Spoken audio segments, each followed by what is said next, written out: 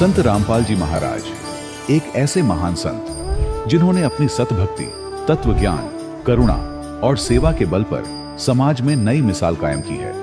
संत रामपाल जी महाराज की अगुवाई में उनके सभी सतलोक आश्रमों से समाज कल्याण के अद्भुत कार्यों ने समाज को सुनहरे भविष्य की एक नई उम्मीद दिखाई है। संत रामपाल जी महाराज से नाम दीक्षा लेने के बाद लाखों लोगों की लाइलाज बीमारियां जैसे कैंसर, एड्स आदि ठीक हुई। संत जी के ज्ञान से प्रेरित होकर उनके अनुयायियों ने लाखों यूनिट रक्तदान किया। संत जी ने लाखों बहन बेटियों का दहेज मुक्त विवाह करवाया।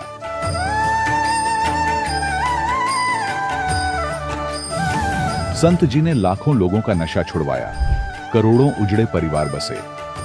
संत जी के आश्रमों में समागम के दौरान निःशुल्क नेत्र चिकित्सा, दंत चिकित्सा प्रदान की जाती है। संत रामपाल जी महाराज द्वारा समय समय पर पर्यावरण संरक्षण के उद्देश्य से बड़े स्तर पर वृक्षारोपण किया जाता है। संत जी ने जरूरतमंदों को तत्काल राहत पहुंचाने के लिए एम्बुलेंस सेवा शुरू की।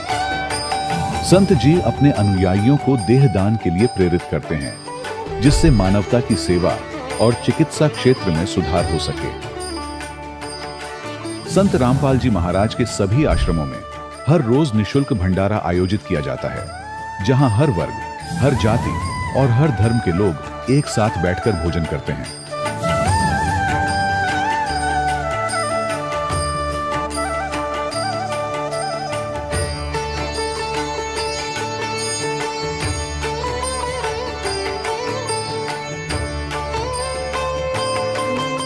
संत रामपाल जी महाराज की अन्नपूर्णा मुहिम ने गरीब और बेसहारा लोगों के जीवन में एक नई ऊर्जा और उम्मीद को जन्म दिया है।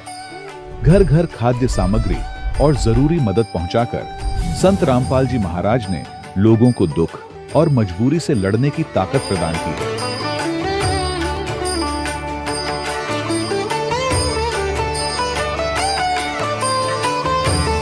संत रामपाल जी महाराज द्वारा गरीब लोगों के लिए घर बनवाने का अद्भुत कार्य एक ऐसी मिसाल कायम कर रहा है जो सदियों सदियों संत जी की उदारता और दया भावना के तौर पर जाना जाएगा।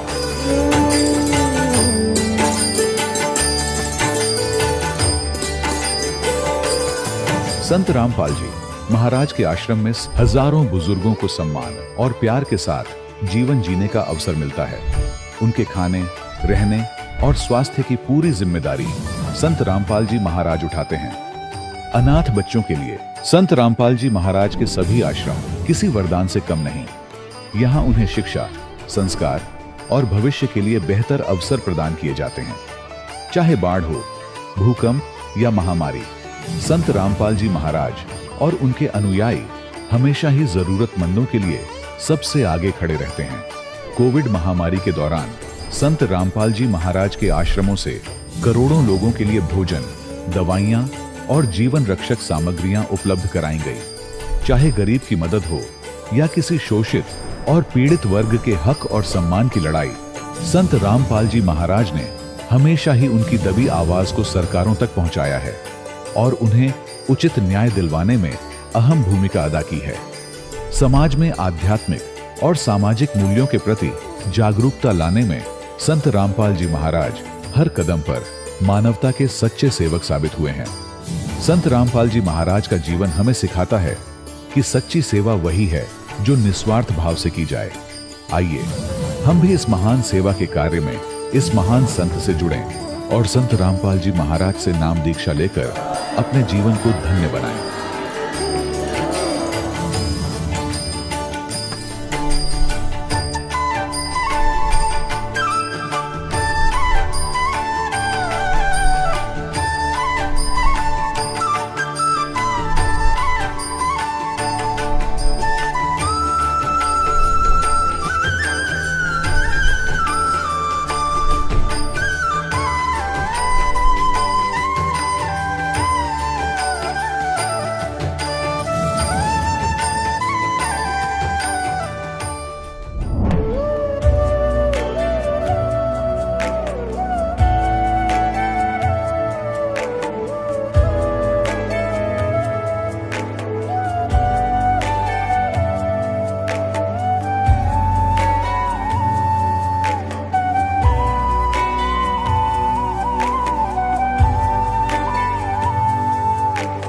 जब लग गुरु मिले न साचा, तब लग गुरु करो 10 पांचा। क्या गुरु बदल सकते हैं? क्या गुरु बदलने से पाप लगता है? अध्यात्म के इस मैदान में आखिर सही गुरु कौन है? गीता जी में वर्णित तत्वदर्शी संत कौन है? इन सभी प्रश्नों के उत्तर जानने के लिए अवश्य सुनिए जगत गुरु तत्वदर्शी संत रामपाल जी महाराज के मंगल प्रवचन। सत साहिब दर्शकों, इंसान अपनी पूरी जिंदगी अपने धर्म में प्रचलित सभी साधनाओं को करता है ताकि उसके घर में सुख शांति आए, बीमारियां दूर हों और जीवन की परेशानियां खत्म हो जाएं। लेकिन जब इन सब प्रयासों के बावजूद भी बीमारियां और परेशानियां उसके जीवन में बनी रहें, तो दिल में यह सवाल उठने लगता है कि क्या सच में मैं शास्त्र अनुसार भक्ति कर रहा हूं? दर्शकों, कुछ ऐसी ही कहानी थी सोनीपत हरियाणा के रहने वाले योगेश दास जी की। योगेश दास जी 30 साल तक राधा स्वामी पंथ कृपाल आश्रम विजयनगर दिल्ली से जुड़े रहे और इन्होंने अपने धर्म में प्रचलित सभी साधनाओं को भी किया, लेकिन कहीं कोई लाभ इन्हें नहीं मिला। लेकिन फिर जब इन्हें संत रामपाल जी महाराज का शास्त्र अनुसार ज्ञान मिला और इन्होंने नाम दीक्षा ली, तो इनके जीवन की सभी समस्याएं बिल्कुल समाप्त हो गई। दर्शकों, आखिर संत रामपाल जी महाराज ने योगेश दास जी को ऐसी कौन सी जड़ी बूटी दे दी जिससे कि इनके जीवन की सभी परेशानियां बिल्कुल समाप्त हो गईं? और क्यों आज करोड़ों लोग संत रामपाल जी महाराज को पूर्ण परमात्मा मान रहे हैं? आखिर इसके पीछे की सच्चाई क्या है? आइए सुनते हैं योगेश दास जी की कहानी, इन्हीं की जुबानी। सर नमस्कार। सत साहिब जी। सर क्या नाम है आपका? मेरा नाम योगेश दास है जी। सर कहाँ से आए हैं आप? मैं वेस्ट रामनगर सोनीपत से आया हूँ जी। सर क्या काम करते हैं? मैं कंप्यूटर टीचर हूँ जी। मैं कंप्यूटर सेंटर चलाता हूँ। संत रामपाल जी महाराज से नाम दीक्षा लेने से पहले आप क्या भक्ति साधनाएं करते थे? मैं संत रामपाल जी महाराज की शरण में आने से पहले राधा स्वामी पंथ से जुड़ा हुआ था। मैं कृपाल आश्रम विजयनगर दिल्ली में जाया करता था। उसके बाद 30 साल तक वहाँ जाने के बाद मेरा जो वहाँ पे मन नहीं लगा, कोई लाभ वहाँ पे मिलता नजर नहीं आया मुझे, तो मैंने फिर मंदिरों में जाना शुरू कर दिया। ऐसे में शनि मंदिर जाता था, इधर उधर की भक्ति ऐसे ही करने कुछ ना कुछ शुरू कर दिया मैंने। सर जैसा कि आपने बताया कि आप पहले राधा स्वामी पंथ से जुड़े हुए थे, आप मंदिर मस्जिद भी गए। सर जो साधनाएं आप पहले कर रहे थे, उन साधनाओं के करने से आपको क्या लाभ मिला? उन साधनाओं करने से मुझे कोई लाभ नहीं हुआ। उल्टा मेरी आर्थिक स्थिति खराब हो गई और मेरे घर में गृह क्लेश ज़्यादा बढ़ गया। रोज़ रोज़ के लड़ाई झगड़े होते थे। यहाँ तक कि मेरी बीवी ने भी एक बार, मेरी भगवती ने एक बार जहर खाने की कोशिश की थी। उसके बावजूद परमात्मा की ये दया कि भाई वो किसी न किसी प्रकार से बच गई थी। फिर संत रामपाल जी महाराज की शरण में कैसे आना हुआ? संत रामपाल जी की महाराज के से जुड़ने की एक विचित्र घटना है कि एक बार क्या हुआ कि मैं अपने सेंटर में ऐसे ही बैठा था आराम से, और मेरे सेंटर में एक भगत जी के बच्चे आया करते थे पढ़ने के लिए, और वो मेरी एक्टिविटी देखते रहते थे कि भाई मैं कभी गाने सुन रहा होता हूँ, कभी कुछ कर रहा हूँ, कभी कोई मटर गश्ती कर रहा होता हूँ। तो एक दिन बच्चों ने कहा कि भाई आप परमात्मा की भक्ति करते हो, आप कहते हो कि परमात्मा की भक्ति करता हूँ, मैं राधा स्वामी पंथ से भी जुड़ा हुआ हूँ। तो उन्होंने कहा कि भाई आप सत साधना को जानते हैं? मैंने कहा कि भाई सत साधना क्या होती है, मैं तो इसके बारे में बहुत कुछ जानता हूँ। तो मैंने अपने आप को उनके सामने बहुत ऐसा प्रदर्शित किया कि भाई जैसे मैं आत्मज्ञान के बारे में, अध्यात्म ज्ञान के बारे में बहुत ही कुछ जानता हूँ। लेकिन उनके बातें सुनने के बाद मुझे लगा कि भाई ये मुझ पे हावी हो रहे हैं कुछ ना कुछ। तो फिर भी मैंने उनकी बात को टालने के लिए इधर उधर की बातें कर जाया करता था। उसके बाद एक दिन क्या हुआ कि उन बच्चों ने मुझे एक पुस्तक ला के दी, भक्ति सौदागर को संदेश। उस पुस्तक को मैंने उठाकर और अपने गैराज में डाल दिया। फिर उन्होंने बताया कि भाई हम संत रामपाल जी महाराज के शिष्य हैं और हम उनके आश्रम में जाते हैं, आप एक बार ये पुस्तक जरूर पढ़ना। तो मैंने उनकी बात सुनकर के आप संत रामपाल जी महाराज के शिष्य हैं, मैं ऐसे मतलब गुरुओं को संत नहीं मानता हूँ। तो उसके बाद क्या हुआ कि भाई काफ़ी दिन बीत जाने के बाद मैं ऐसे टेंशन में बैठा बैठा बीड़ियाँ फूंक रहा था, क्योंकि मैं बहुत ज़्यादा बीड़ी पीने का आदी था। मैं हर क्लास लेने के बाद कम से कम 2-3 बीड़ियाँ पीने के बाद अपने क्लासरूम में जाता था। तो एक दिन अचानक ऐसे मेरी कोई फाइल वगैरह गुम हो रही थी, मैं उसको ढूंढने में व्यस्त था। तो उस फाइल को निकालने के चक्कर में वो पुस्तक बाहर रह गई, भक्ति सौदागर संदेश। मैंने सारी फाइलें वापस भी रख दी, लेकिन मेरा वो काम नहीं बना। तो फिर मैं आराम से बैठ के सोचने लगा कि पता नहीं फाइल कहाँ गई होगी। फिर मैं जैसे बैठा आराम से, मैंने सोचा कि भाई चलो क्यों ना ये पुस्तक पढ़ ली जाए आज। मैं इस टाइप को मेरा लंच टाइम भी है। तो मैंने ऐसे कुर्सी पर पैर फैला के अपने, जैसे मतलब आसन में बैठते हैं व्यक्ति, मैंने वो पुस्तक खोली और खोलते ही मैंने बीड़ी लगाई पहले, क्योंकि मेरी आदत थी मैं कुछ पढ़ने से पहले मैं बीड़ी लगा लेता था। मैंने जैसे ही बीड़ी लगाई और बीड़ी पीकर मैंने जैसे पुस्तक खोली और पढ़ना शुरू किया, तो मेरे सामने सबसे पहले संत कबीर साहब की वाणी आई। परमात्मा कबीर साहब की वाणी के संतों शब्द ही शब्द बखाना, शब्द फांस फंसा, शब्द कोई नहीं पहचाना। उसके अंदर जो नाम जाप मैं राधा स्वामी पंथ के करता था, उस नाम के बारे में पूरी डिटेल दे रखी थी कि भाई इस नाम को जाप करने वाला व्यक्ति जीवन भर दुखी रहता है और उसने जितनी भी कमाई पिछले जन्मों में की हुई है वो सारी गर्त में डूब जाती है उसकी। तो मेरे साथ वही सब कुछ बन रहा था। तो मेरे हाथ से अचानक ही बीड़ी छूटकर नीचे गिर गई और मेरी आंखों में आंसू आ गए उस पुस्तक को पढ़ने के बाद। तो मैंने सोचा कि भाई ये कैसे हो सकता है, जो राधा स्वामी पंथ में जो ज्ञान दिया जाता है वो तो कबीर पंथ के द्वारा ही दिया जाता है, सारी कबीर वाणियाँ बोली जाती है उसमें और संतों का सारा ही ज्ञान वहाँ पे बताया जाता है। और यहाँ पे कबीर वाणी के अंदर ही ये जिक्र है कि भाई ये नाम तो हमें जाप नहीं करने हैं, इन जाप करने वाले नामों से तो हमारा न तो मोक्ष होगा और उल्टा हम अधर्म में लग जाएंगे। तो उस पुस्तक को पढ़ते ही मेरे मन में पता नहीं बेचैनी सी उभर गई मेरे शरीर में और मेरे कानों में उन बच्चों की बात गूंजने लगी कि भाई आप सत्संग देखा करो। तो मेरे को बार बार ये हो रहा था कि भाई सत्संग में ऐसा क्या आता होगा, ये किताब तो मुझे अच्छी लगी। मैंने फिर वो किताब शुरू से पढ़नी शुरू की। आधे घंटे के अंदर मैंने पूरी किताब पढ़ ली वो। उसके बाद मेरे अंदर ऐसी जिज्ञासा उत्पन्न हुई परमात्मा को जानने के लिए कि भाई मैं सेंटर को शाम को 5 बजे बंद कर देता था, लेकिन मैंने उस दिन 3:30 बजे सेंटर बंद कर दिया और घर आकर इंतजार करने लगा। मैंने टीवी खोला, जैसे मैंने सत्संग सुनना स्टार्ट किया। टीवी खोला तो संत रामपाल जी महाराज का ज्ञान प्रचार शुरू हो चुका था और उसमें उन्होंने श्रीमद्देवी भागवत महापुराण के बारे में विस्तार से बताया। उसको जानने के बाद मुझे पता चला कि भाई ब्रह्मा विष्णु महेश जो हैं वो तो अजर अमर नहीं हैं, उनका जन्म और मरण होता है। उस ज्ञान को समझने के बाद मेरी रुचि उसी दिन से परमात्मा के ज्ञान में लग गई और मैंने अगले दिन ये निश्चय किया कि भाई मैं तो इस ज्ञान को पाकर ही रहूँगा। और ये जिज्ञासा जानने के बाद मैंने अगले दिन ही उनके माता पिता से संपर्क किया उन बच्चों के कि भाई मैं वहाँ पे आश्रम में जाना चाहता हूँ। तो उन्होंने कहा कि नहीं, आप वहाँ पे आश्रम में ऐसे नहीं जा सकते, हमारे आपके अंदर कुछ व्यसन है, यानी आप कुछ बुराइयाँ आपके अंदर, जैसे आप बीड़ी पीते हो या गाने वगैरह सुनते हो, इन पर आपने रोक लगानी होगी। मैंने सोचा मैं कुछ भी करने के लिए तैयार हूँ परमात्मा पाने के लिए। तो उन्होंने मेरी तैयारी कर दी कि भैया हम परसों चलेंगे। जिस दिन मैं नामदान के लिए तैयार होकर घर से निकला, घर से निकलते ही बस 500 मीटर की दूरी पर मैं गया था। अचानक ही मतलब धुंध इतनी ज़्यादा थी कि भाई उसमें सामने से कुछ दिखाई नहीं दे रहा था। अचानक ही मेरी बाइक का एक्सीडेंट हुआ। एक्सीडेंट इतना ज़बरदस्त था कि भाई मेरी बाइक घूम के ही मेरे ऊपर वापस आके गिरी और वो इस प्रकार से गिरी कि अगर मैं परमात्मा के रास्ते पे ना जा रहा होता तो उस दिन शायद मेरी दोनों टांगें टूट चुकी होती। यानी इतना भयंकर एक्सीडेंट था। वो बाइक पूरी की पूरी उछल कर मेरे ऊपर गिरी थी और मैं नीचे था, जैसे कि मुझे यही होश नहीं था कि मैं कहाँ पड़ा हूँ। बस इतना ध्यान के लोगों ने भागकर मुझे उठाया कि भाई हाँ भाई धुंध ज़्यादा थी, इस वजह से गिर गया होगा। तो मैंने उठते ही देखा कि मेरे सारे नए कपड़े मैं उस दिन डाल रहा था, सारे मेरे ग्लव्स सारे जो सब नया था, सब कुछ सारी चीज़ें फट चुकी थी। मैंने फिर अचानक दिमाग में ये आया कि भाई शायद मेरा कोई चीज़ रास्ता रोक रही है। तो मैंने सोचा कि भाई आज तो चाहे कुछ भी हो जाए, चाहे मौत आ जाए, मैं आज जाए बगैर रहूँगा नहीं वहाँ पे।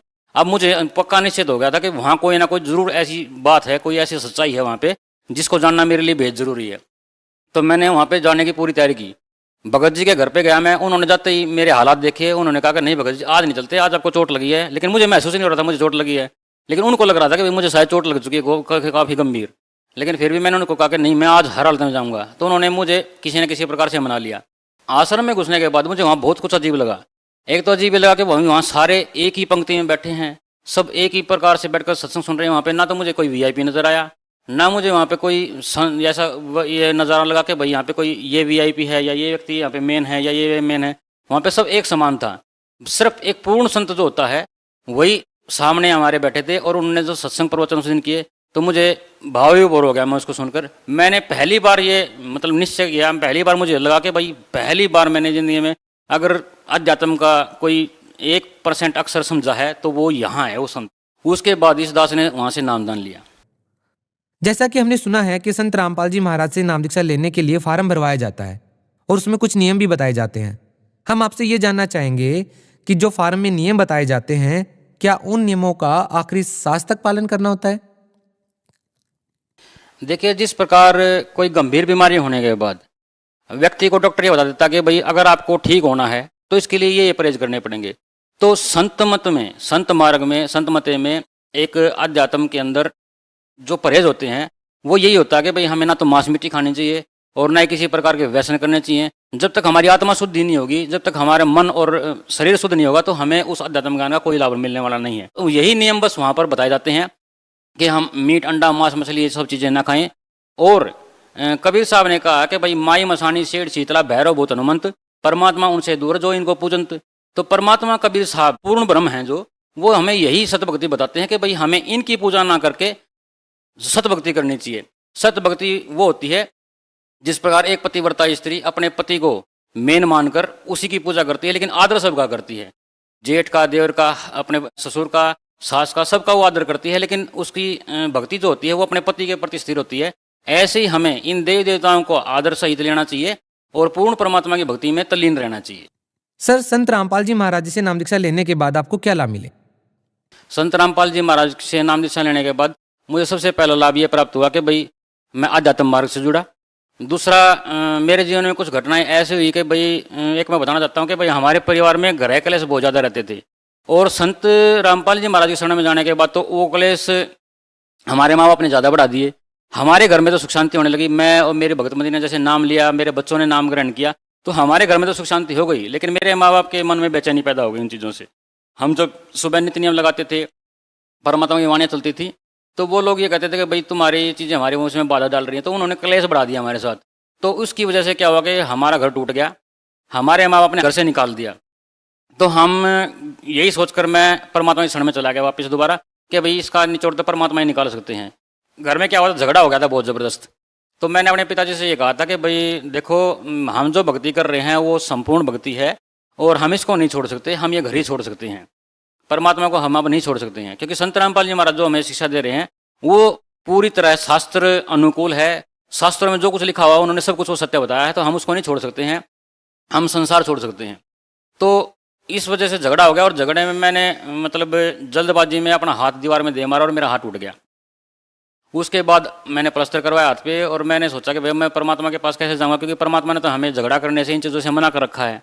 तो फिर भी मैंने आश्रम में जाने की डेट आई, जैसे हम हर महीने जाते थे जैसे आश्रम में, तो वहाँ जाने के लिए जैसे मैं तैयार हुआ तो मैंने अपना हाथ को ढक रखा था ऐसे पूरी तरह से, ताकि परमात्मा को पता ना चले, गुरु जी को पता ना चले कि भाई मैं, यानी मेरे हाथ पे प्लास्टर चढ़ा हुआ है।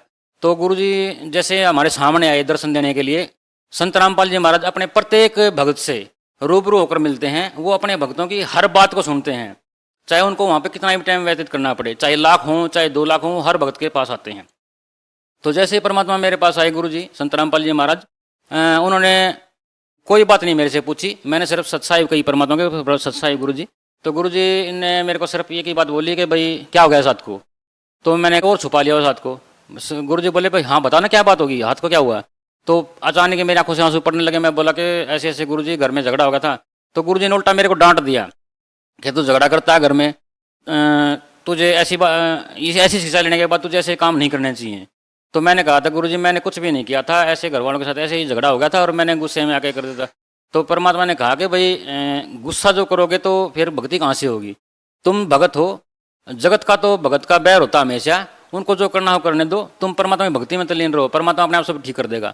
तो मैंने कहा था कि मेरे माँ बाप ने हमें घर से निकाल दिया है। तो गुरु जी ने कहा था कि भाई नहीं, माँ बाप की तो सेवा करनी चाहिए, आप घर जाओ, वहीं उसी घर में जाओ, वहीं रहो और वहाँ पे परमात्मा की भक्ति करो, किसी से कुछ मत बोलो, अपना काम करते रहो तुम लोग। तो हमने गुरु जी की वह बात मानकर हमने तुरंत ही घर आने का वापस निश्चय किया। तो परमात्मा ने सबसे बड़ा चमत्कार मेरी जिंदगी में ये किया कि जिस दिन मैं मतलब उसी दिन मैं शाम को जब घर आया तो जिन्होंने मेरे को घर से ही निकाल दिया हो, घर आने के बाद पता चला कि भाई मेरे घर में मतलब मजदूर लगे हुए हैं, नींव खोदने लग रही है और पड़ोसी से मुझे पता चला कि भाई ये मकान मेरा बन रहा है। तो परमात्मा ने ऐसी उपलब्धि दी कि भाई सिर्फ 3 महीने के अंदर वो मकान बनकर तैयार हो गया और मुझे पता चला कि भाई वो तो परमात्मा ने मेरे रहने के लिए बनाया है। तो ऐसा अद्भुत चमत्कार तो परमात्मा ही कर सकता है, जिसको घर से निकाल दिया गया हो, जिसकी कोई कदर ही ना हो जिस घर में, और अचानक ही उस किसी की बुद्धि को पलट देना, ये सिर्फ परमात्मा ही कर सकता है, संत रामपाल जी महाराज कर सकते हैं। इसके अलावा ऐसी उपलब्धि कोई नहीं कर सकता। दूसरा लाभ ये मिला कि भाई सभी संत महंत जो हैं वो ये कह देते हैं कि भाई बड़ों को नामदान देने की आज्ञा देते हैं कि भाई जब बच्चा बड़ा हो जाए या इस प्रकार से हो जाए, इस उम्र में हो जाए कि वो समझने लगे, तभी नामदान दिया जाता है। मैंने अपने बच्चों को बचपन से यानी 4 वर्ष की उम्र से नामदान दिलवाया है अपने बच्चों को। परमात्मा की सबसे बड़ी मेहर ये है कि भाई जब तक हम संत रामपाल जी महाराज की शरण में नहीं आए थे तब तक मेरे बच्चे हमेशा बीमार रहते थे। कभी उनको किसी प्रकार का ट्रीटमेंट करवाया जा रहा है, कभी किसी प्रकार का ट्रीटमेंट करवाया जा रहा है। आज मेरे बच्चों को मालिक की दया से, सदगुरु रामपाल जी महाराज की दया से मेरे बच्चों को कभी हॉस्पिटल जाने की क्या दवाई खाने की जरूरत नहीं पड़ी है। सुबह भक्ति करते हैं, शाम को भक्ति करते हैं और मस्त रहते हैं। उनका यही नहीं पता चलता कि भैया बच्चे मतलब कभी बीमार भी होते होंगे। जबकि मेरे भाई हैं जो उन सब के बच्चे भी अभी तक भी यानी कि मेडिकल पे जाते रहते हैं, एडमिट होते रहते हैं, हम उनको बहुत समझाते हैं परमात्मा ज्ञान के बारे में। लेकिन ये उपलब्धि क्या थोड़ी बड़ी बात है कि भाई परमात्मा इस महंगाई के ज़माने में हम ये सारा पैसा डॉक्टरों के देते रहें तो घर का गुजारा कैसे चलेगा। लेकिन परमात्मा ने इन सब चीज़ों से बचाकर उन बच्चों को अपनी शरण में लेकर सुरक्षित कर रखा है। दूसरा लाभ ये मिला कि मेरी आर्थिक स्थिति जो बिल्कुल बेहद खराब थी, परमात्मा ने उसको सुधारा। और पहले तो मेरा मतलब कंप्यूटर इंस्टीट्यूट जो था वो मार्केट के अंदर था, और ऐसी मार्केट में, मेन मार्केट में कि जहाँ पे हर व्यक्ति आ सकता हो, जा सकता हो, लेकिन वहाँ से बंद करवा के परमात्मा ने घर पे ही चालू करवा दिया। और घर पर आज ऐसा चल रहा है जैसे वहाँ 12 साल में भी ना चला था। ये मेरे लिए आर्थिक स्थिति मजबूत करने का सबसे बड़ा माध्यम परमात्मा कबीर साहब ने किया है। सर आपको क्या लगता है, आपने पाप किया गुरु बदल करके? नहीं, मैंने गुरु बदलकर कोई पाप नहीं किया है, क्योंकि कबीर साहब की वाणी है कि भाई जब तक संत मिले नहीं साचा तब तक गुरु करो 10 पांचा। और हमें सच्चाई जानकर ही गुरु धारण करना चाहिए कि ये गुरु अध्यात्म का कितना ज्ञानी है। जब तक हमें गुरु की पहचान ना हो, जब तक हमें परख ना हो, तब तक हमें गुरु धारण करना ही नहीं चाहिए। सबसे पहली बात तो ये है। और जब ये पता चल जाए कि भाई ये गुरु है, ये पूर्ण संत है, पूर्ण संत की पहचान कबीर साहब ने स्वयं बताई है कि भाई सतगुरु के लक्षण कहूँ मधुरे बैन विनोद, 4 वेद शास्त्र कह 18 बोध। कि वो जो संत होता है न तो पादरी होता है, न ही वो पंडित होता है, और न ही वो मौलवी होता है। वो एक साधारण आम व्यक्ति की तरह दिखने वाला संत होता है। और वो अपनी वाणी के अंदर सभी धर्म ग्रंथों को, सभी पंथों को एक कर कर चलता है। उसके लिए ना कुरान अलग है, ना उसके लिए गुरु ग्रंथ साहिब अलग है, ना उसके लिए बाइबल अलग है। वो सब चीज़ों को एक समान सब अपने सब शिष्यों को पढ़ाता है। ऐसे संत आज के टाइम पे संत रामपाल जी महाराज ही हैं। और ये मैं ठोसता के साथ कह सकता हूँ, क्योंकि उन्होंने पूर्ण परमात्मा की जो जानकारी दी है संत कबीर साहब के बारे में, कबीर देव ही भगवान है, ये उन्होंने ही बताया है। आज तक इस सृष्टि के अंदर किसी संत ने भी ये नहीं बताया कि भाई कबीर ही भगवान है, कबीर इज गॉड। ये बताने वाले पूरे विश्व के अंदर आज के टाइम पे जो संत रामपाल जी महाराज है, उन्होंने ही बाइबल के अंदर साबित किया, गुरु ग्रंथ साहिब के अंदर साबित किया, और कुरान शरीफ के अंदर साबित किया, और वेदों में तो प्रमाण है ही। वेदों में बताया गया है उस परमात्मा के बारे में कि भाई स पर्यागात शुक्रम अकायम एवर्णन ऐसनावीरम कबीर मनीषी प्रभु यथा तथ्य, कि वो जो पूर्ण परमात्मा है वो बगैर नाड़ी के शरीर युक्त है, और वो कबीर मनीषी है, यानी कबीर भी परमात्मा है। वो स्वयंभू, स्वयं की रचना करने वाला भी वही है और प्रभु भी वही है। तो ये बताने के लिए सिर्फ आज तक किसी संत ने ये व्याख्या किसी ने नहीं की, ये संत रामपाल जी महाराज ने ही बताया है। और उनको वो जानकारी कहाँ से हुई? क्योंकि उनको परमात्मा आकर स्वयं मिले, तभी तो उनको जानकारी हुई होगी ना इस चीज़ के बारे में।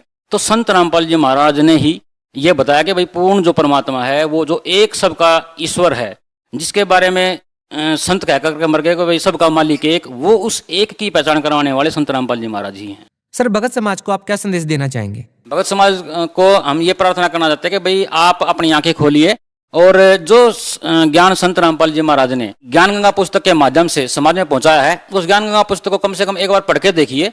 उस पुस्तक को पढ़ने के बाद उस ज्ञान को अध्यात्म से मिलाइए, अध्यात्म की पुस्तकों से मिलाइए, तब आपको ये पता चल जाएगा कि सत भक्ति क्या होती है, सतमार्ग क्या होता है। जी बहुत बहुत धन्यवाद। सत साहिब। दर्शकों, अभी आपने सुने संत रामपाल जी महाराज से दीक्षा प्राप्त करके सुखी हुए भक्त के अनुभव। अब देखिए जगत गुरु तत्वदर्शी संत रामपाल जी महाराज के मंगल प्रवचन। जो सुख का सागर है, जो कभी दुख नाम की वस्तु नहीं, सतलोक सचखंड में वहां चल। वहां कितना सुख है कि शंखों लहर मेर की उपजे, कहर नहीं जहां कोई, और दास गरीब अचल अविनाशी, सुख का सागर सोई। शंखों लहर मेहर की उपजे, जैसे यहाँ कभी कभी होता है इस दास के साथ, तो बहुत बार होता है, कहीं अकेले बैठे हो, परमात्मा की याद आ रही हो, अचानक एक ऐसी हिलोर उठती हृदय में, हमें कोई भी बुरा दिखाई नहीं देता, चाहे किसी ने हमारे को कितना सता रखा हो, उसके प्रति भी राग नहीं रहता, द्वेष नहीं रहता, ना किसी के प्रति राग रहता। इतना आनंद आता है कुछ क्षणों के लिए, हम चाहकर भी किसी के बुरा सोच भी नहीं सकते, मन में दोष नहीं आता। तो वो मेहर की लहर आई थी भगवान की, और उसके जाते ही फिर जो का तू खचड़ा अंदर भरा ही है, वो ये कर दिया, उसने ऐसा कर दिया, वो चिंता 36 टेंशन आकर खड़ी हो जाती है।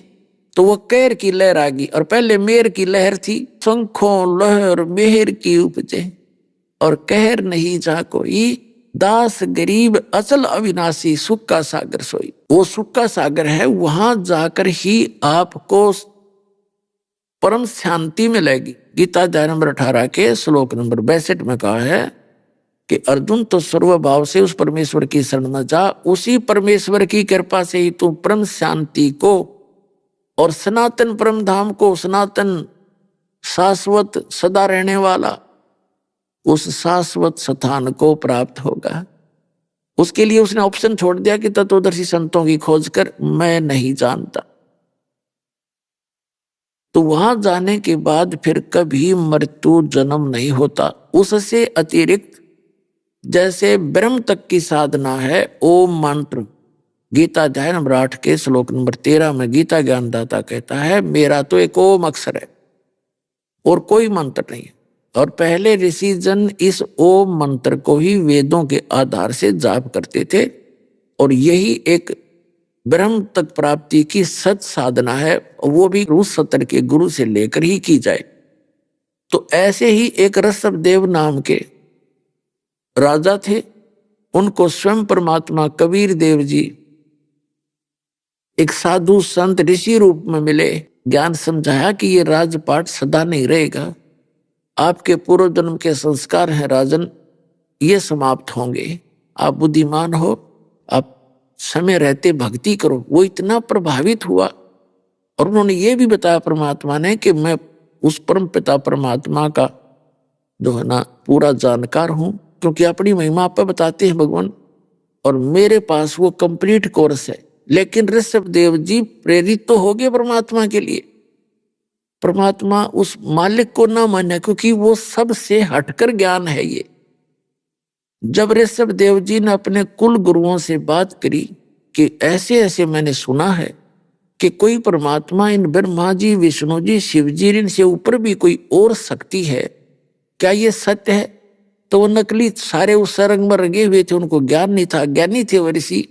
उन्होंने भ्रमित कर दिया उस पुण्यात्मा को कि वो झूठ बोल रहा है, वो हमसे भी मत्था मारता रहता है, वो झूठा आदमी है, ऐसा कुछ नहीं है, इनसे ऊपर कोई शक्ति नहीं है, इनकी कोई जन्म मृत्यु नहीं होती, इनके कोई माता पिता नहीं है। ऋषभदेव जी को जो परमात्मा के वचन सुने थे वो तो बुलाए नहीं गए उससे तो इतना प्रेरित हो गया कि भक्ति करनी ही करनी है। राज भी त्याग दिया, अपने बच्चों को राज बांट दिया सबको, और उन नकली संतों से यानी उस परम परमात्मा की भक्ति ना करके ब्रह्म तक की साधना का मंत्र लेकर 1 वर्ष तो निराहार रहा, कुछ नहीं खाया। फिर 1000 वर्ष तक तप किया, क्योंकि इन ऋषियों ने इतना ही ज्ञान है डड़े डवाण का, ओम नाम का जाप और साथ में तप करता रहा। और जब 1000 वर्ष उसने साधना अपनी पूर्ण कर ली, तो अपना पहला शिष्य बढ़ाया, अपना पोता भरत का पुत्र मारीची। और वो मारीची वही साधना करता था जो ऋषभदेव जी करते थे। और फिर आगे चल के वही मारीची महावीर जैन हुआ, जैन धर्म में। ऋषभदेव जी जैन धर्म के प्रवर्तक माने जाते हैं, और महावीर जैन जी 24 में तीर्थंकर माने जाते हैं जैन धर्म के। और ये वही आत्मा थी जो मारीची वाली थी, जिसने ऋषभदेव जी से सीधा मंत्र प्राप्त हुआ था ब्रह्म की साधना का। तो उसकी साधना से उसको क्या प्राप्त हुआ, ये आपके रूबरू करते हैं। ये पुस्तक दिखाते हैं आपको, जैन संस्कृति कोश, जैन इतिहास संस्कृति एवं कला एवं पुरातत्व, भागचंद्र जैन भास्कर। जैन संस्कृति कोश, जैन इतिहास, ये एक पुस्तक है, प्रथम खंड, लेखक हैं प्रोफेसर भागचंद्र जैन भास्कर। और ये कहाँ से छपा है? जैन संस्कृति कोश, जैन इतिहास, ये वही है, लेखक हैं प्रोफेसर भागचंद्र जैन भास्कर। प्रकाशक ये 2 है, इधर भी है, देख लो तुम, ये आपके सामने है। और ये कहाँ से प्राप्ति स्थान है, ये यहां से इनका। अब आपको इसके 175 पृष्ठ पर ले चलते हैं। ये 175 पृष्ठ है। ऋषभदेव के पौत्र ऋषभदेव जी को जैन धर्म का प्रवर्तक माना जाता है। प्रथम तीर्थंकर है ये ऋषभदेव, इनके पोते हैं वो मारीची, जिनकी अब कथा सुनाऊंगा, और भरत के पुत्र हैं। इसको पुराण में वैदिक धर्म का प्रवर्तक माना गया है। ये मारीची वैदिक धर्म का प्रवर्तक है, जिसको वैदिक धर्म का गाटा जोड़ रहे हैं ना, ये उसका प्रवर्तक है ये मारीची। और इसके साथ के बीती ये दिखाता हूं। यही मारीची जैन परंपरा में आगे चलकर महावीर वर्धमान बना। अब देखो आगे, अब 176 पृष्ठ पे, अब नीचे देखो, जैन धर्म का विकास इतिहास। यहां है तीर्थंकर ऋषभदेव की जीवन घटनाएं। तीर्थंकर ऋषभदेव अंतिम कुलकर नाभिराज के पुत्र थे। उनकी माता मरु देवी थी। वे इक्ष्वाकु वंशी नाभिराज अयोध्या के इस एक लोकप्रिय राजा थे।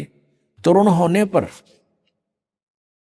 नाभिराज ने ऋषभदेव का विवाह सुनंदा और सुमंगला से कर दिया।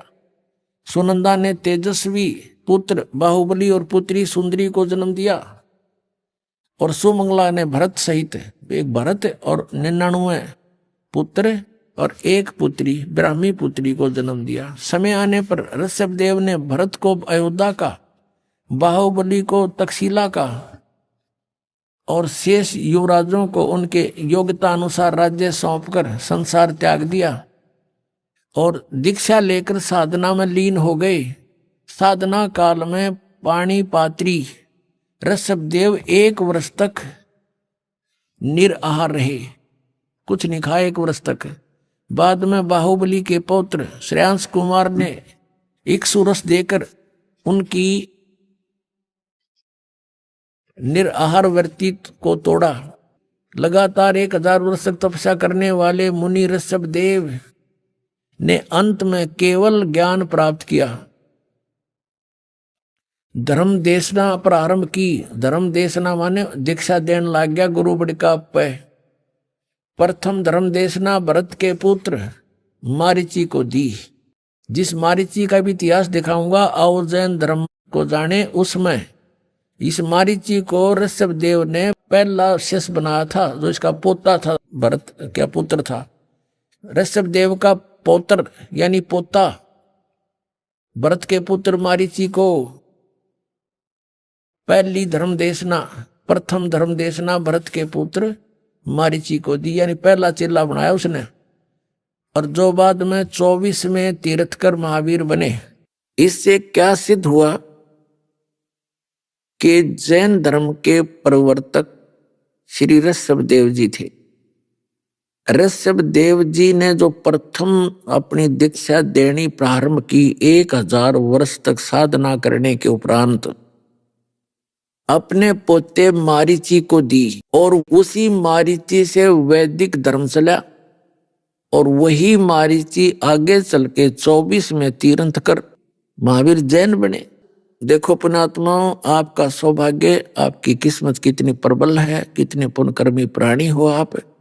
आपको वो वस्तु मिल गई जिस तय सब आप बाईपास निकल जाओगे इतने दुखों से। ऐसी साधना जैसे महावीर जैन और ऋषभदेव जी ने की, ऐसा कोई नहीं कर सकता वर्तमान के। और फिर भी उनकी ये हालत हुई। आपको दिखाते, आओ जैन धर्म को जाने। इसके लेखक हैं प्रवीण चंद्र जैन, M.A. शास्त्री। और ये कहां से प्रकाशित है? प्रकाशक हैं श्रीमती सुनीता जैन, जम्बूद्वीप हस्तिनापुर, मेरठ से, उत्तर प्रदेश। अब यहां आते हैं हम 294 पृष्ठ पे शुरू करते हैं इसको, आओ जैन धर्म को जाने। श्री महावीर भगवान के जीवन का कथन कहां से प्रारंभ होता है? यानी मारीची के जन्म से भी पहले ये ऐसे ही चल रहा था, और उससे आगे का तो पता नहीं इनको, वहां तक का इनको ज्ञान है।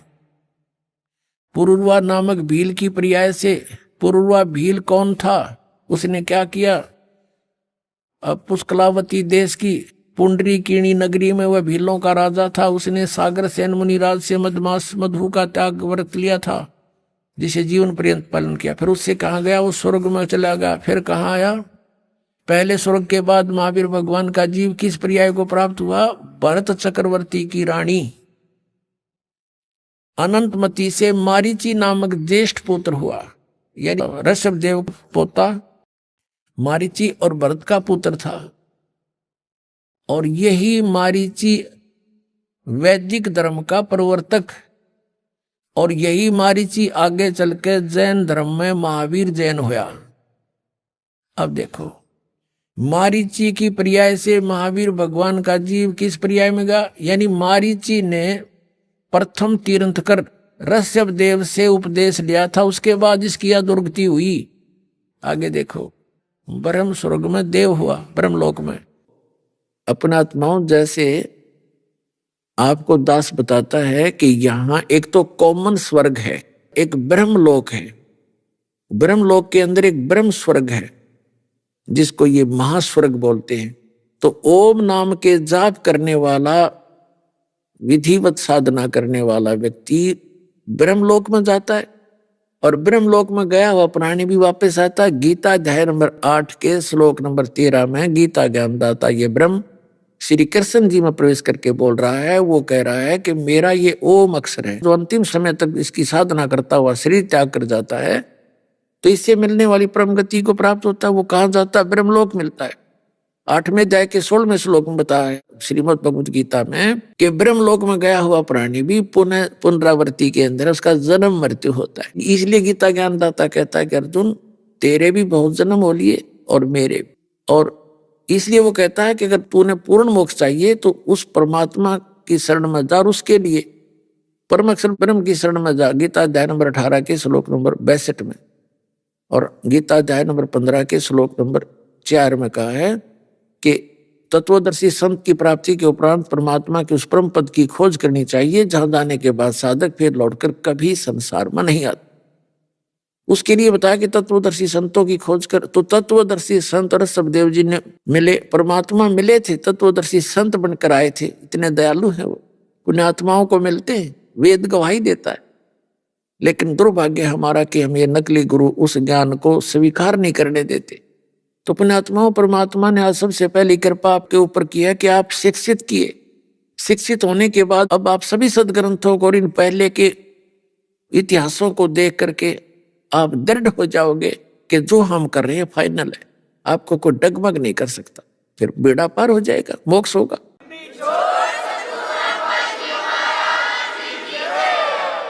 और उन महापुरुषों का दुर्भाग्य रहा कि उनको परमात्मा मिले भी तत्वदर्शी संत रूप में आकर के, ऋषि रूप में, वो नहीं स्वीकार कर सके क्योंकि वो नकली संत चारों तरफ मंडराए हुए थे।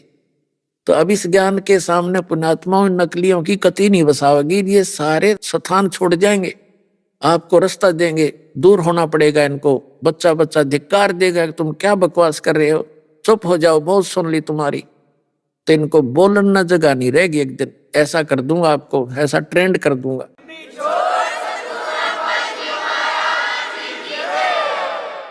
अब ऋषभदेव जी से प्राप्त साधना के बाद ये कहा गया, मारीची वाला जीव ब्रह्मलोक में, ब्रह्म स्वर्ग में देव हुआ, और फिर वो भी खत्म हुआ। गीता अध्याय नंबर 8 के श्लोक नंबर 16 में लिखा कि वहां गए हुए ब्रह्मलोक में गए हुए प्राणी भी वापस आते हैं। ये देखिए, अब सब शास्त्र प्रमाणित होते चलेंगे। अब हम 294 पर पढ़ रहे हैं, आओ जैन धर्म को जाने। भरत चक्रवर्ती की रानी अनंतमती से मारीची नामक ज्येष्ठ पुत्र हुआ, और यही मारीची वैदिक धर्म का प्रवर्तक, और यही मारीची आगे चल के जैन धर्म में महावीर जैन हुआ। अब देखो, मारीची की पर्याय से महावीर भगवान का जीव किस पर्याय में गया? यानी मारीची ने प्रथम तीर्थंकर ऋषभदेव से उपदेश लिया था, उसके बाद इसकी दुर्गति हुई। आगे देखो, ब्रह्म स्वर्ग में देव हुआ, ब्रह्मलोक में। ब्रह्मलोक से, ब्रह्म स्वर्ग से फिर कहाँ गया? अयोध्या नगरी में कपिल ब्राह्मण की काली स्त्री से जटिल नामक पुत्र हुआ, और फिर वहां से कहाँ गया? सौधर्म स्वर्ग में एक सागर आयु का देव हुआ।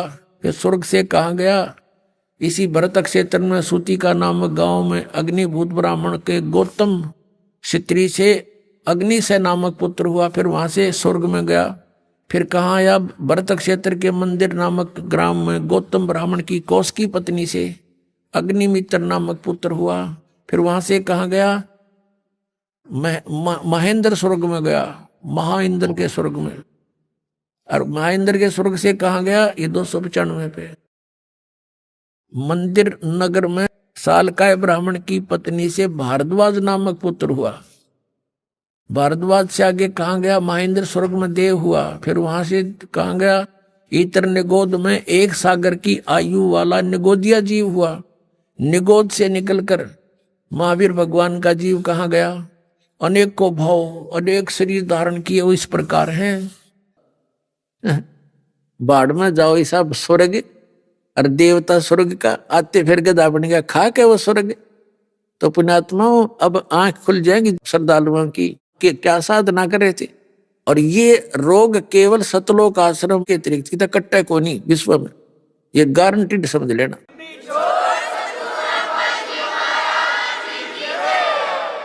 अब आगे देखो क्या बना इसके संग में। अभी कौन सा पीछा छूट गया देखिएगा।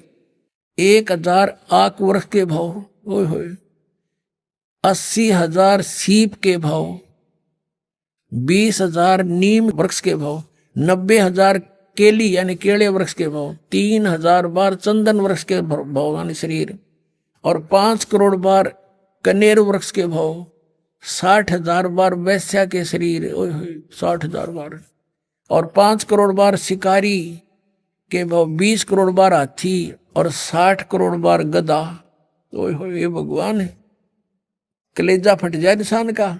और हम फिर भी साधना यही कर रहे हैं। 60 करोड़ बार गधे के भाव, 30 करोड़ बार कुत्ते के भाव, ओए होए 30 करोड़ बार कुत्ता। गधे का आपको सुना था एक का भाव बतेरा, और ये 30 करोड़ बार कुत्ता, 60 करोड़ बार गधा और 60 करोड़ बार नपुसंक खुसरा, 20 करोड़ बार स्त्री के भाव, 90 लाख बार धोबी, 8 करोड़ बार घोड़ा, 20 करोड़ बार बिल्ली, ओए होए 60 लाख बार गर्भ में मरण, गर्भपात की मृत्यु, माए गलगोट का मेरा माँ के पेट में ही, 80 लाख बार देव पर्याय को प्राप्त किया, 80 लाख बार, ओनली 80 लाख बार तो देवता बना, और गधा बना 60 करोड़ बार, ओए होए 60 करोड़ बार गधा, 30 करोड़ बार कुत्ता। इस 80 लाख बार देवता बनने वाले ने एक गधे का जीवन बतेरा सारे पर पानी फेरने, और यो 60 करोड़ बार गधा बना और 30 करोड़ बार कुत्ता। पुण्यात्माओं, दास का उद्देश्य किसी की मान हानि करना नहीं है, आपको सही दिशा देना है कि जो दास के पास औषधि है, जो साधना है, उससे ये दुख मिट जाएगा आपका। अब यहाँ विचारणीय विषय है कि ऋषभ देव जी शास्त्र अनुकूल वेदों अनुसार साधक थे। उनसे दीक्षा प्राप्त की थी मारीची जी ने, उनके पोते ने, भरत के पुत्र ने। मारीची ने यहाँ की जो सही साधना करने से क्या क्या उपलब्धि हुई, केवल 80 लाख बार तो देवता हुआ, और गधे कुत्ते घोड़े इनके अंत नहीं। 60 करोड़ बार गधा, 30 करोड़ बार कुत्ता, 20 करोड़ बार बिल्ली, 60 करोड़ बार हाथी, फिर गर्भपात में मरण, नपुंसक, गिनती नहीं। और फिर ये तो उसकी दशा है जब वो शास्त्र अनुकूल साधक था, यहाँ के सतर का ब्रह्म तक का उपासक था। और महावीर जैन वही हुए, वही आत्मा महावीर जैन हुई, इनके इतिहास में लिखी है। महावीर जैन जी 24 में तीर्थकर हैं जैन धर्म के, और श्री महावीर जी ने 363 पाखंड मत बकवाद साधना शुरू कर दी। वर्तमान के जितने भी जैनी भाई हैं, ये महावीर जैन द्वारा चलाई गई पाखंड मत को कर रहे हैं, साधना कर रहे हैं। तो दास का कहने का तात्पर्य है कि तुम्हारा क्या होगा जब उस सत्संग की ऐसी हालत हुई, तुम तो स्वर्ग के आसपास पे नहीं जाओगे, नरक में रहना पड़ेगा आपने। ये सत्कर मान लेना। उससे बचना है तो यहाँ आओ, तो इस दुर्गति से बचना है तो सतलोक आश्रम आओ और अपना कल्याण करवा लो। दीक्षा लो, भक्ति तो करनी ही है। जीवन जो शेष बचा उसमें शुभ काम करोगे तब पिछला सारा संस्कार एरियर पूरा हो जाएगा आपका और मोक्ष हो जाएगा इससे जन्म में। दूसरा जन्म नहीं लगेगा जब सत भक्ति करोगे तो। ये सत्कर मान लेना।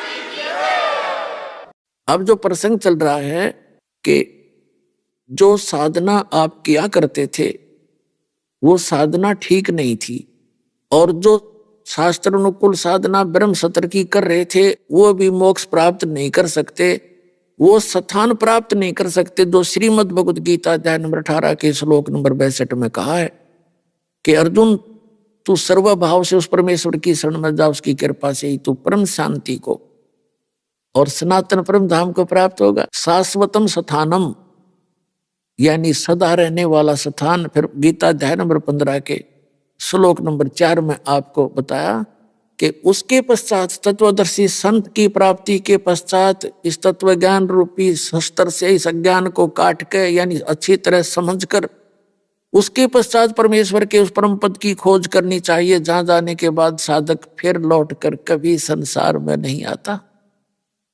और जिस परमेश्वर ने सर्व ब्रह्मांडों की रचना की है, संसार रूपी वृक्ष की जिसने रचना की है, केवल उसकी भक्ति करो। गीता ज्ञानदाता कहता मेरी साधना भी मुझे इष्ट मानकर मत पूजो, केवल उसकी भक्ति करो। तो उसकी भक्ति इस दास के पास प्राप्त है। पुण्यात्माओं आओ और अपना कल्याण कराओ।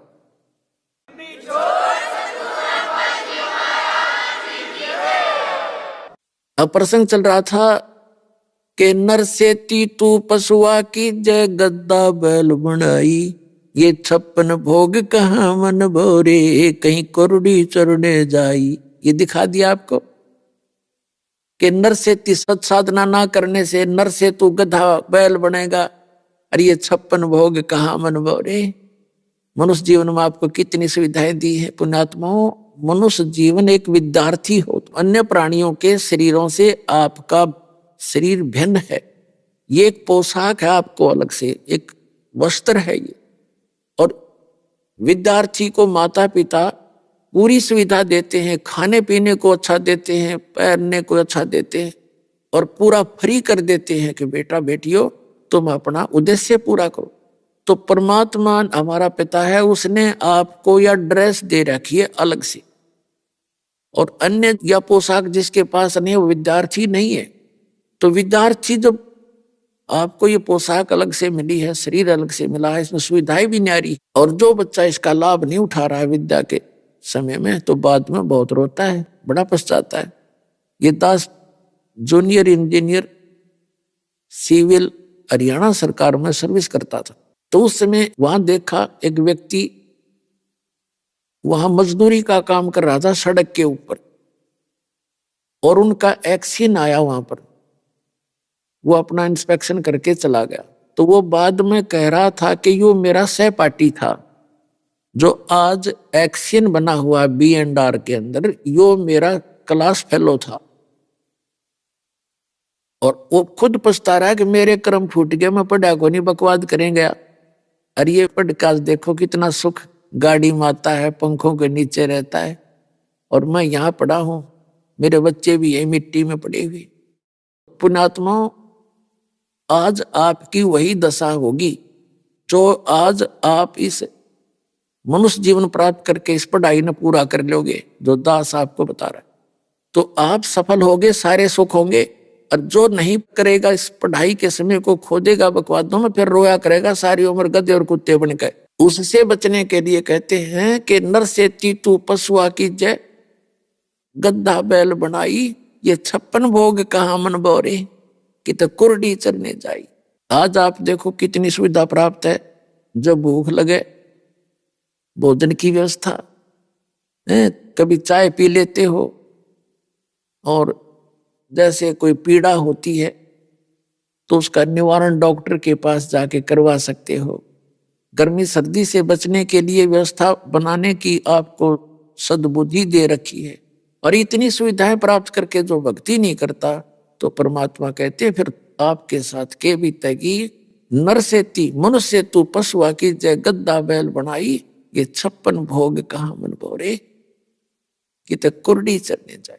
तो पुण्यात्माओं, इससे बचने के लिए आपको बार बार प्रेरित किया जाता है, आने वाले संकटों से सतर्क किया जाता है कि अभी बिजली गिरेगी आपके ऊपर जब भक्ति नहीं करोगे। और भक्ति करते हो, सत भक्ति नहीं मिली, पूर्ण संत नहीं मिले, उस परम पुरुष परमात्मा सत्य पुरुष कबीर साहिब की भक्ति नहीं मिली, तो भक्ति करके भी आप दुखी रहोगे। जैसे ऋषभदेव जी के पौत्र मारीची और जैन धर्म के प्रवर्तक ऋषभदेव और उसका अंतिम जो 24 में जो तीर्थंकर है महावीर जैन, उनका क्या बुरा हाल हुआ। 80 लाख बार तो केवल देवता हुए और गधे कुत्ते की गिनती नहीं।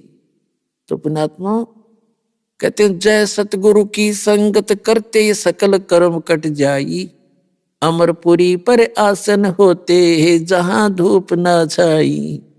जय सतगुरु की संगत करते ये सभी कर्मों से बाईपास निकाल देता आपको, और सतलोक में आपका वास होता जहां कभी कष्ट नहीं। तो वो सतगुरु आज ये दास आपके सामने है, कल्याण कराओ, औरों को भी बताओ और पीछा छुटवाओ, सतलोक चलेंगे। बोलो सतगुरुदेव की।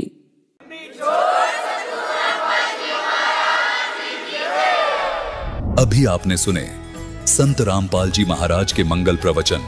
आइए अब सुनते हैं संत रामपाल जी महाराज से नाम दीक्षा लेकर सत भक्ति करके अद्भुत लाभ प्राप्त करने वाले अनुयायी के विचार। मनुष्य अपने जीवन में अनेकों भक्ति साधना करता है, पूजा पाठ भी करता है, लेकिन फिर भी उसके जीवन में दुख खत्म होने का नाम ही नहीं लेता।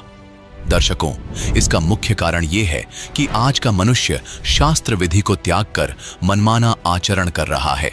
दर्शकों, ऐसी ही कहानी थी किरण कुमार जी की, जो रायगढ़ छत्तीसगढ़ के रहने वाले हैं।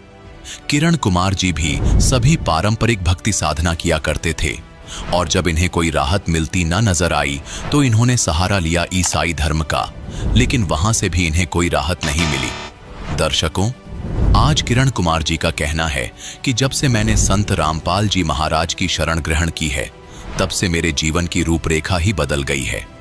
आज वास्तव में मुझे पता चल गया है कि आदि सनातनी भक्ति क्या है, शास्त्रों के अनुसार कौन सी भक्ति साधना है, और उसी साधना को करने की वजह से मेरी जिंदगी बदल गई है। दर्शकों, आइए जानते हैं इसके पीछे की सच्चाई क्या है। सुनते हैं किरण कुमार जी की कहानी, उन्हीं की जुबानी। नमस्कार सर। सर नमस्कार। सर क्या नाम है आपका? मेरा नाम किरण कुमार वारे है। किरण कुमार जी, आप कहाँ से हैं? मैं रायगढ़ छत्तीसगढ़ का निवासी हूँ। किरण कुमार जी, संत रामपाल जी महाराज जी से नाम उपदेश आपने कब लिया? मैं 6 नवंबर 2014 को नाम दीक्षा लिया। सर, संत रामपाल जी महाराज जी से नाम उपदेश लेने से पहले आप क्या भक्ति साधना करते थे?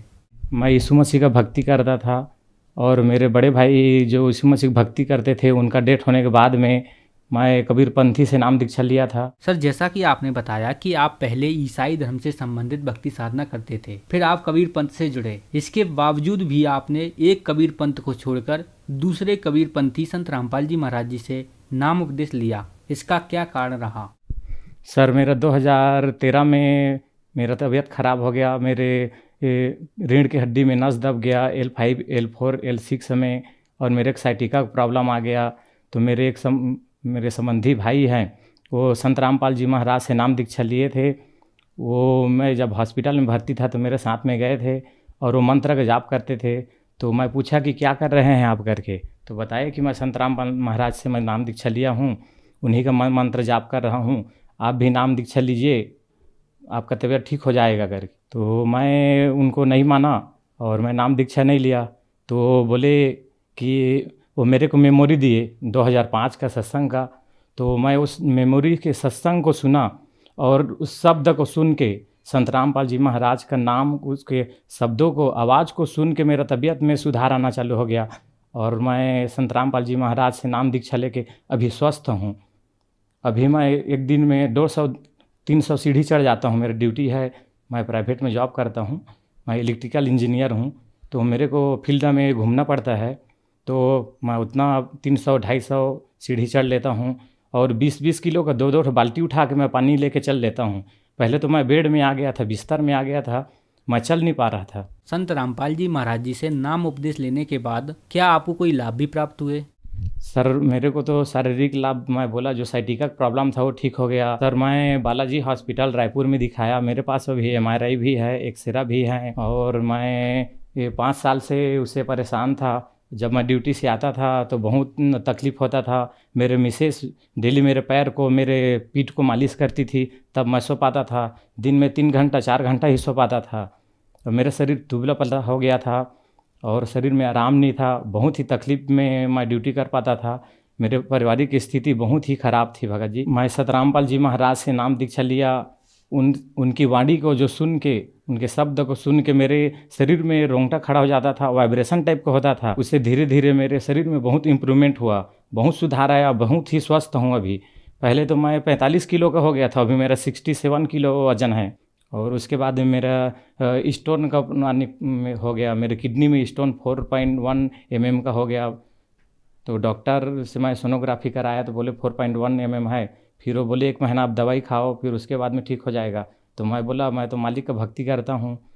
तो फिर मैं मालिक के पास में प्रार्थना लिखवाया तो बोले ठीक हो जाएगा बेटा, ऐसा कुछ नहीं है करके। फिर अभी मैं नॉर्मल हूँ, मेरा पथरी नहीं है। ये मेरा गांठ हो गया था मेरे बगल में, वो 32 mm और 16 mm का था। तो ये मेरा मेडिकल रिपोर्ट है। मैं सोनोग्राफी करवाया था डॉक्टर आलोक केडिया के रायगढ़ में, वो मेरा प्रमाण पत्र है। हाँ, ये मेरे सोनोग्राफी का रिपोर्ट है। तो किडनी में स्टोन हो गया था 4.6 mm का, उसका रिपोर्ट है। अभी मैं संत रामपाल जी महाराज से प्रार्थना लिखवाई तो बोले बेटा दवाई खाने की ज़रूरत नहीं पड़ेगा, मालिक के ऊपर में भरोसा रखो। और मैं संत रामपाल जी महाराज जी के आशीर्वाद से अभी मैं स्वस्थ हूँ। मेरे किडनी में जो स्टोन हो गया था वो अभी नॉर्मल है, अभी स्टोन नहीं है। मेरे को अभी जहाँ मैं काम करता था भगत जी, वहाँ मैं नीचे लेवल में काम करता था। अभी मालिक की दया से मैं अभी इलेक्ट्रिकल इंजीनियर हूँ। मैं अभी BS स्पंज रायगढ़ में काम करता हूँ। मेरे अंडर में अभी 30 लड़के काम करते हैं। संत रामपाल जी महाराज की दया से मेरा पेमेंट डबल हो गया मालिक के शरण में। जब मैं रायगढ़ आया था तो मेरे पास में कुछ नहीं था। अभी मालिक के संत रामपाल जी महाराज जी के दया से अभी मेरे जगह 2 जगह मेरे ज़मीन है और मैं आपका खुद के घर में रहता हूँ। मेरे पास में कुछ नहीं था। मेरे पास में मैं दो बाइक लिया हूँ अपने खुद के कमाई से। मैं कुछ नहीं, खाली हाथ आया था। मैं ज़मीन में सोता था। जब यहाँ आया रायगढ़ में तो ज़मीन में सोता था।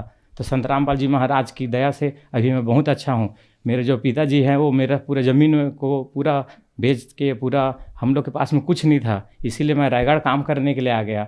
और प्राइवेट में भी जॉब करता हूँ और बहुत अच्छा से जीवन यापन करता हूँ।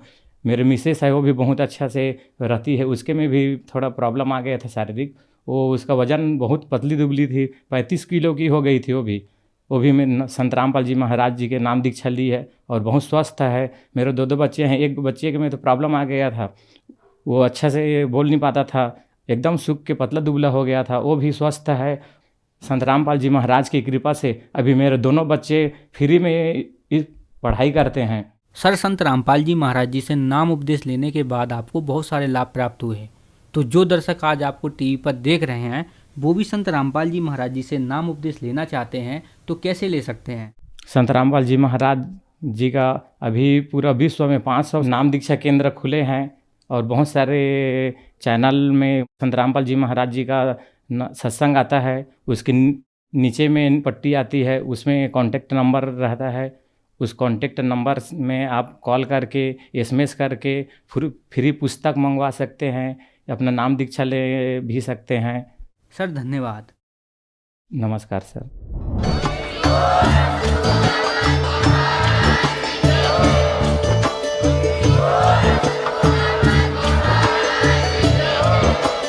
आप सुन रहे थे जगत गुरु तत्वदर्शी संत रामपाल जी महाराज जी के मंगल प्रवचन। अधिक जानकारी के लिए विजिट कीजिए हमारी वेबसाइट www.jagatgururampalji.org। संत रामपाल जी महाराज जी के शुभ आशीर्वाद से पूरे विश्व भर में 500 से भी ज्यादा नाम दीक्षा केंद्र हैं, जिन पर संत रामपाल जी महाराज जी द्वारा ऑनलाइन निशुल्क नाम दीक्षा दी जा रही है। अपने नजदीकी नाम दीक्षा केंद्र का पता करने के लिए संपर्क करें 82228880